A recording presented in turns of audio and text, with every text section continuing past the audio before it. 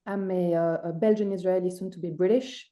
My professional background is in software, linguistics, and cognitive sciences. And what I do as a civilian is being a chief scientist. Not that it really matters for this meeting, but I'm in tech. Over the past couple of years, I've leaned more and more into my hobbies, which is mostly research, and in this case, it's really research of what's going on in the world right now with us, with our enemies, and how stuff work really. So I did research a lot the network of our people on the other side, and as a result of that, I don't know, I think some of you might have seen some of our presentation already, but Ifat asked me to basically just focus on a specific subject, which is the history of genocide. This comes on top of a previous research that I'd done around similar subject. In this case, it was a history of apartheid as applied to Israel. And I've now took this opportunity to think about genocide as a separate subject. So that's what we're going to talk about. Thank you so much. Amazing. Do you want to start directly with the specific research, or do you want to outline for us like the big scale mapping of the other side that you've done before, or you want to start directly with? Actually, there's a little bit of the mapping which I'm talking about in this presentation as well. So okay. So I'm gonna show some of it. Okay, go ahead. Thank you. Right. So wait, let me just share my screen first. Right. So right. Ew. Can you see my screen? Yes. Okay. Right. So let's talk about the evolution of the word genocide. So the first thing I want to say is that it looks like it's quite a recent accusation and a recent subject, but the reality is that actually it's been going on pretty much since since the independence of Israel. The same label has been applied for decades, and it's really quite interesting the path that it's taken. So we're going to talk about that in a second, but before we do, as I was, looking at this subject, I had one observation, which is that actually, when there's a public debate about genocide, and on our side, we really think that it's a question of, is there a genocide or isn't there a genocide, and how are we going to justify that there is or isn't genocide, right? The reality is that the question in public debate is not whether there is or isn't a genocide, but what the definition of genocide is. The beginning of the definition itself was crafted by Lemkin. It started in 1944. So he was a Polish Jew who discovered that, as a result of the Holocaust, that there wasn't a definition in international law about, the killing of a group, right? So he wrote a book about it, decided to come up with a definition, and then he lobbied the United Nations to adopt a definition. So in 1946, the United Nations decided that there is such a crime as genocide, and then in 1948, it adopted a actual definition of genocide. And it's quite interesting how they got there. So that's the definition that's adopted. That's like the official definition of genocide, which is any of the following acts committed with the intent to destroy a whole or part of an ethnic or religious group, right? I'm not going to get into the detail, but what's interesting about this definition is that it's a physical definition. It's actually quite narrow. It's very specific. It's focusing on the physical impact on the group and also the evidence that there's an intent, a mensra, right? And at the end of the day, you're supposed to be able to assess objectively, is that a genocide, yes or no? It's pretty straightforward. There's an objective truth there. The process of adopting this definition was interesting. At the time, all the different powers basically wanted to adopt a definition that doesn't incriminate them. So the Soviets didn't want this to apply to the Holodomor, and the colonial powers of Europe didn't want this to apply to colonialism, and the Americans didn't want to kind of have anything to do with racial discrimination. And so it was really in the interest of everybody to keep a very narrow and very specific definition. So that's what was adopted. But that wasn't the only definition that was offered. Actually, the first definition that was offered was by the Saudi delegation to the United Nations in 1946. And they had a completely different concept of what genocide should be defined as. Their definition was something more moral, something that has to do with social or psychological on a group and honor related, right? So things like a systematic moral debasement of a group, people, or nation, right?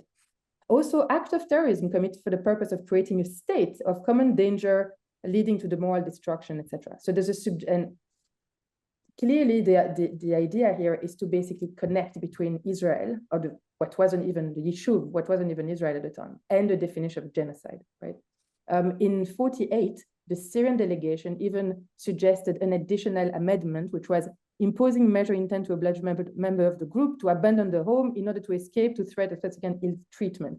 So that's the Syrian delegate specified that actually the idea of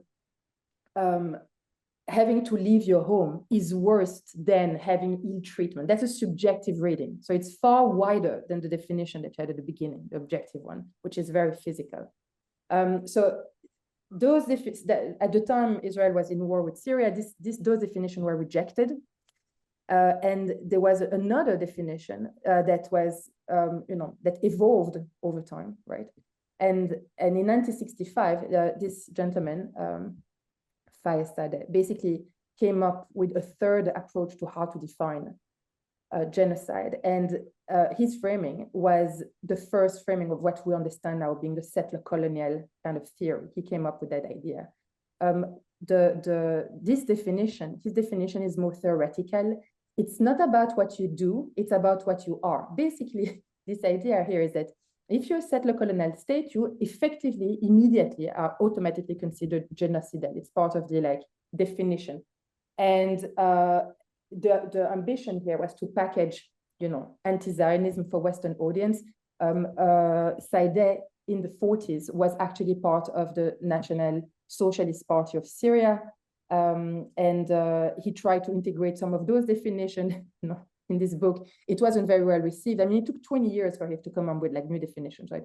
But he had some Christian element to it. He was Christian, so he wanted maybe some kind of, a bit of sin, like initial sin. But all of that was discarded. And at the end, he really concentrated on this idea of, colonial oppressor, and as a way to basically redefine Zionism, and also as a side effect, as an automatic way to basically apply this label of genocide to whomever is considered a settler colonial state. Now, the history, I think, the way we think about the label of genocide, we think about it being applied to us over time. The reality is that I think the history of this label is really a history of an attempt to change the definition of what genocide means. So until not very long ago, genocide meant that, right? And basically what we see now, especially since the 7th of October, is that we are slowly adopting this definition. Now, it's a definition that you can't, basically, it's unfalsifiable, right? Once it's been decided that you are one of those guys, there's nothing you can do about it, right? I'm just gonna leave that for a second. I have let me just take you through some of the main point in time that are relevant for our. Just a second. So actually, I'm going to take this. I'm sorry, I'm just going to use this as a basis because it's very similar to what we're going to see. But the history of labels against Israel often follow a same pattern. Many of them start in Soviet anti-Zionism. The Soviets developed a whole theory of anti-Zionism, which they applied specifically to basically the idea of attacking the US, right? It's an anti-imperial idea. And they had a whole department, which was the Department of Zionology, right? And during that time, they just published, 50 books.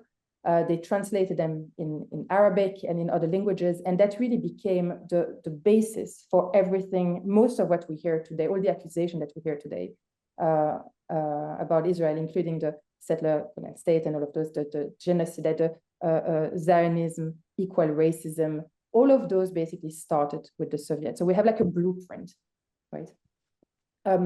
The first time that we really hear the accusation of genocide is in Sabra and Shatila. Sabra and Shatila, in 1982, there was a resolution which was passed with no rejection. So I think it was 22 abstention. Everybody else was in zero against. Everybody agreed that Sabra and Shatila is a genocide. And the people who kind of presented this resolution were Richard Falk, which we're going to find again later, and the same Zaide.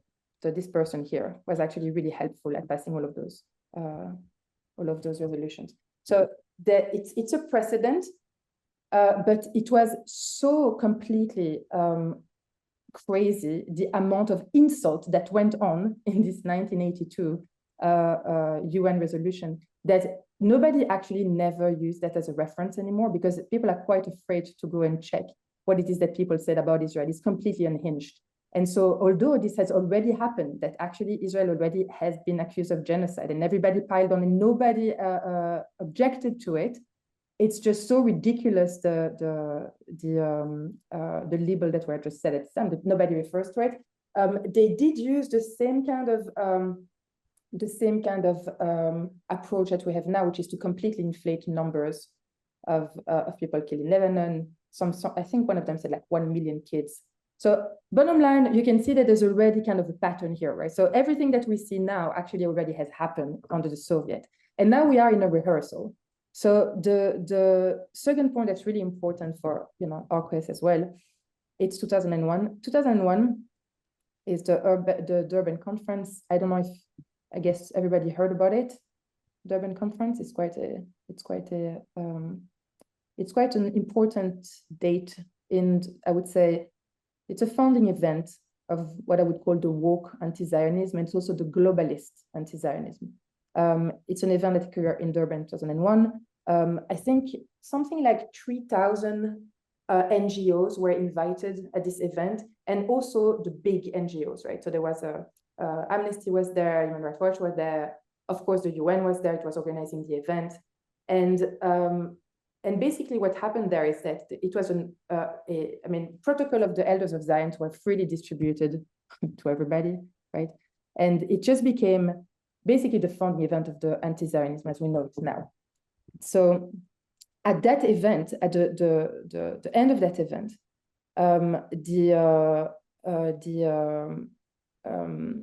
the resolution actually already said that Israel commits acts of genocide. So it's very early, right? 2001. It was very taboo at the time, and they already did it. And it was just considered so extreme at the time that they had, like, some of the big Amnesty had to kind of walk back from this resolution because it was just too much, right? Now, in the middle of the, I would say mid-2000, what we have here is basically a series, same pattern like here. There's a series of incremental attempt to normalize words, right? So you would have, for example, Patrick Wolf, which is the founder of the settler-colonial studies, he would say structural genocide, right? And Richard Falk talks about the siege of Gaza in 2007 as slow genocide. So this is not quite saying genocide yet, it's kind of incrementally just basically starting to mention maybe the word genocide, right? The first who actually said it without kind of flinching is Ilan Pappé, which we're not fond of. He wrote a piece in 2007 called Genocide in Gaza, where he basically just accuses Israel of genocide, right? So there wasn't really anything that was, I mean, what's interesting here is the process of normalization, right?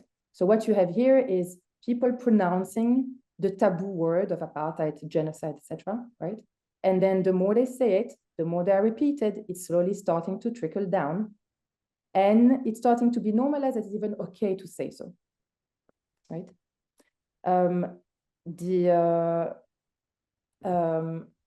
One of the watershed moments was 2014. That was really a big one. There was the Operation Cast League, right? And the UN Special Rapporteur at the time, John Dugard, kind of insinuated that there might have been a possible genocide, right? And from there on, it's basically just a slippery slope. The first, okay, give me just a second. I just want to, I mean, I don't want to get too much into the detail here. Let's just talk about the principles first, and then we can get again into the detail of what happened exactly when. Broadly, just a big picture is the following. 2014 is when there's starting to be like really I would say, a slippery slope. You can see that there's a relentless attempt by the same characters. So it's usually the UN rapporteur, the UN, right? The same kind of relatively big charities and NGOs. There's an appeal to authority, Richard Falk, for example, and then there's basically several campaigns going on at the same time. Right? So there's a lawfare campaign, there might be a token Jew campaign, etc. The objective at the end of the day is to basically get starting to have the word genocide appear in the mainstream media, which generally didn't happen that much, even in 2014. It was very taboo. And then once you get the amplification by the mainstream media, and then what you want to get is basically a validation through a big human rights brand. So once you have Amnesty or Human Rights Watch saying Israel is committing genocide, then basically everybody else assent. You know, it's like in a branding campaign, right? So you have like a validation, and then everybody else can pile on. So what happened after October 7 is that, if you remember, very soon right after, so first of all, there was already an erosion with apartheid. Apartheid, both